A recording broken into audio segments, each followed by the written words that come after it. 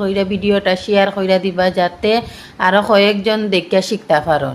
তো আমার কিন্তু মাপ লওয়া শেষ হয়ে গেছে কি, এখন আমি কাপড় ডবল কইরা বিছাই লইছি। বিছানির পরে কিন্তু আমি মার্কার দিয়ে একটা দাগ দিলেইছি।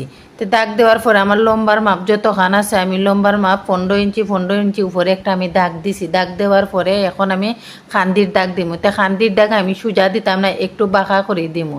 সোজা করে দিলে কিন্তু ওই তো নাই, একটু বাঁকা করে দেওয়া লাগে খান্দির দাগটা। খান্দির মাপ আছে গিয়ে আমার 11.5। তো আমি 1/2 ইঞ্চি সেলাই লাগি আরও বেশি লইমু, তো 12। তো 12-রে আমি 2 ভাগ করমু। 2 ভাগ করে আমি 1 ভাগ বুয়াইমু আর 1 ভাগ আমার লাগতো না।